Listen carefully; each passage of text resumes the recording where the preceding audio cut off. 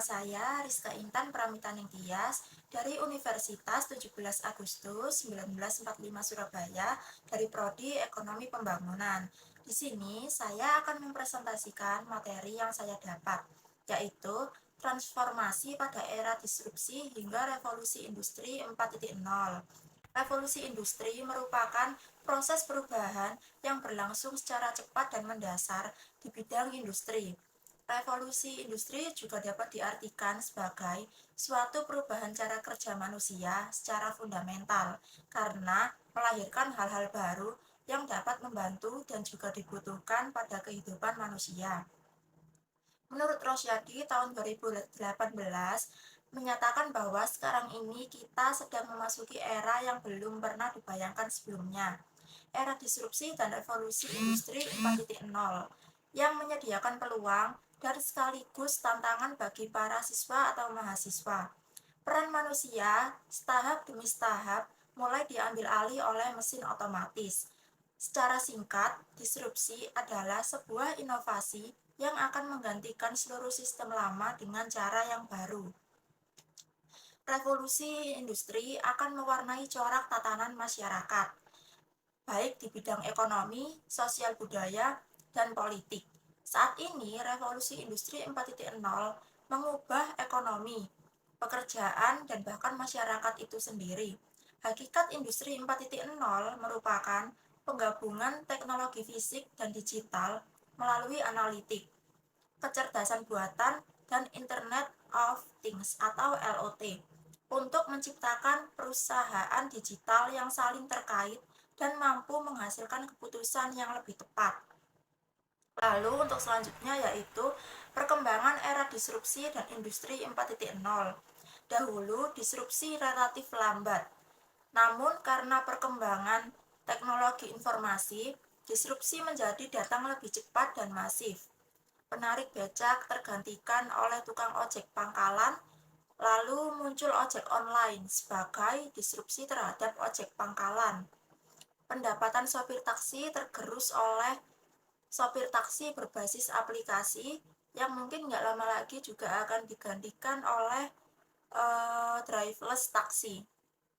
Menurut Joel Berber, Direktur CISO Digitization Office, kecanggihan dan kecerdasan autonomous car diprediksi juga akan menjadi disrupsi bagi perusahaan penyedia jasa parkir, real estate, bengkel mobil, dan perusahaan otomotif lainnya.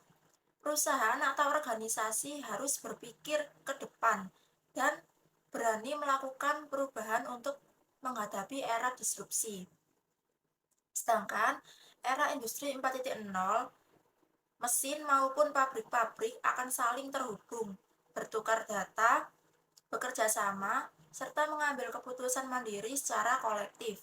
Tentu hal ini akan merubah banyak hal, contohnya bagaimana pabrik beroperasi, bagaimana hubungan bisnis dilakukan, maupun bagaimana konsumen berbelanja. Industri lama akan digantikan oleh industri gaya baru yang lebih efisien. Penerapan sistem informasi rantai pasokan digital ke seluruh unit kerja akan meminimalkan peran manusia sebagai operator. Lalu, untuk selanjutnya yaitu pengaruh terhadap pendidikan dasar hingga perguruan tinggi. Melihat perkembangan dari revolusi industri 4.0 ini, maka tenaga pendidik seperti guru diharap mampu dalam mendidik muridnya agar melahirkan generasi yang unggul dan dapat bersaing dengan tuntutan revolusi 4.0 dan revolusi seterusnya. Selain itu, perguruan tinggi yang sebagai pengajar atau pendidik melalui penelitian serta pengabdian kepada masyarakat. Hal ini bermaksud mahasiswa mampu untuk memberikan peluang kepada masyarakat menengah ke bawah agar dapat mengembangkan ekonominya di revolusi industri generasi 4 ini. Dalam hal ini, mahasiswa dapat melakukan penelitian untuk solusi seperti apa yang paling tepat agar mewujudkan perekonomian rakyat menjadi lebih berkembang.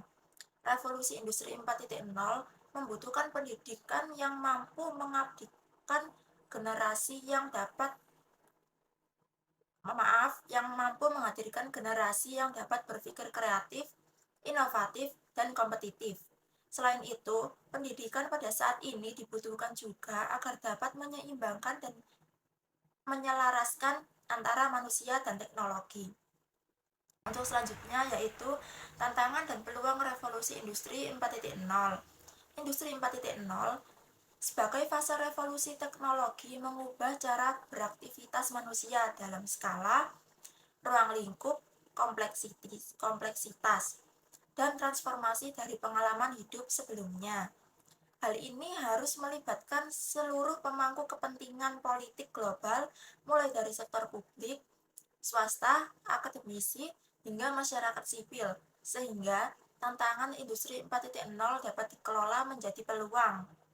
Adapun peluangnya menurut Irianto adalah inovasi eksistensi, basis industri yang kompetitif, investasi pada teknologi, dan integrasi usaha kecil, menengah, dan kewirausahaan. Sementara, Walter mengidentifikasi tantangan industri 4.0 yaitu keengganan untuk berubah oleh para pemangku kepentingan dan hilangnya banyak pekerjaan karena berubah menjadi otomatisasi.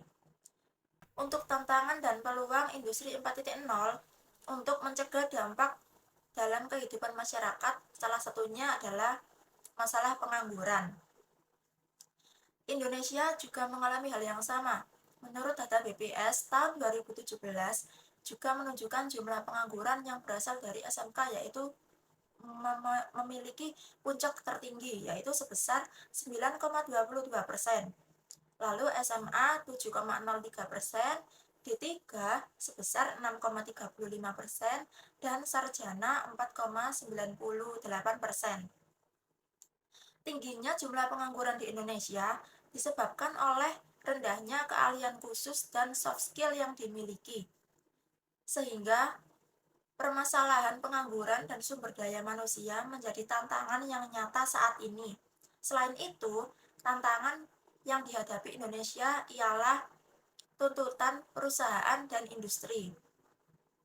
Untuk selanjutnya yaitu perbedaan pola industri sekarang dan pola industri lama. Dalam segi kemajuan teknologi, industri lama bergantung pada proses tradisional yang manual, sedangkan industri saat ini mencakup otomatisasi, kecerdasan buatan, analisis big data, dan komputasi sains.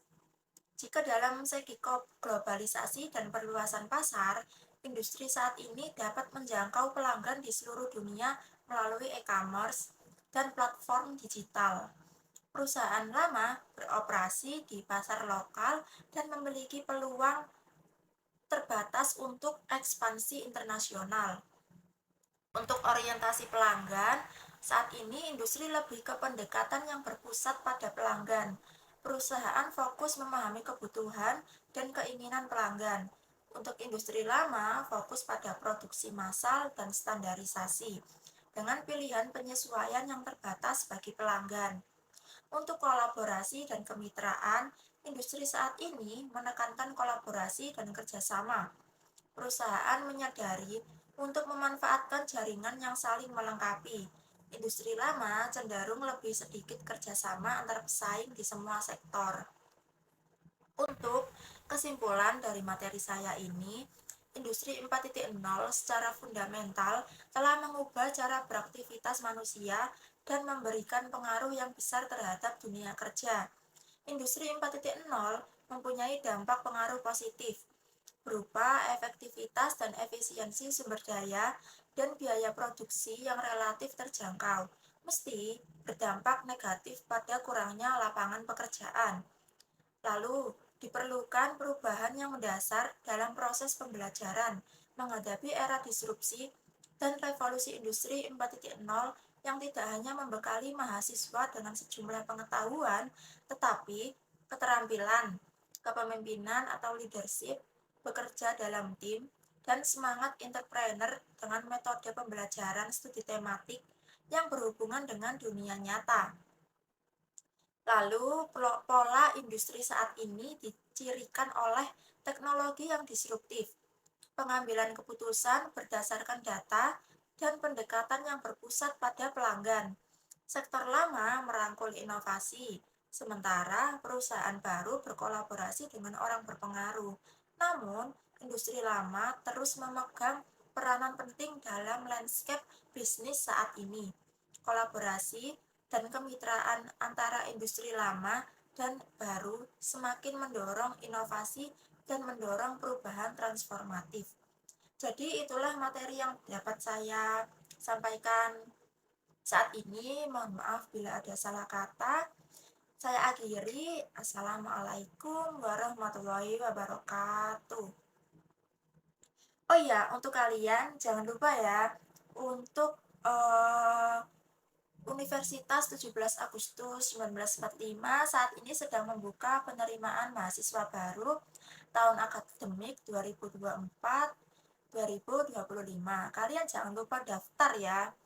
Ada banyak potongan loh kalau kalian mau daftar di Untak. Lebih dari 50% prodi itu terakreditasi A dan tersedia potongan DPP atau uang gedung sebesar 10% hingga 100%. Juga tersedia kelas pagi dan kelas malam.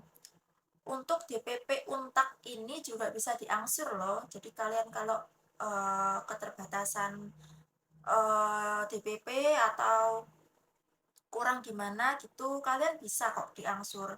Tersedia juga jalur pendaftaran bagi penyandang disabilitas yang memiliki tingkat kesulitan dalam mengikuti proses pembelajaran, dan masih banyak juga kayak jalur RPL gitu bagi kalian yang mau kuliah sama kerja juga bisa. Jadi RPL itu kayak mungkin bisa kalian cek-cek juga sih di IG-nya Untak. Terus kalau kalian mau daftar secara offline juga bisa langsung datang ke kampus Untak di gedung PMB. Jadi tunggu apa lagi?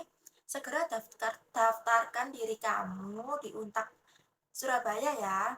Sampai jumpa.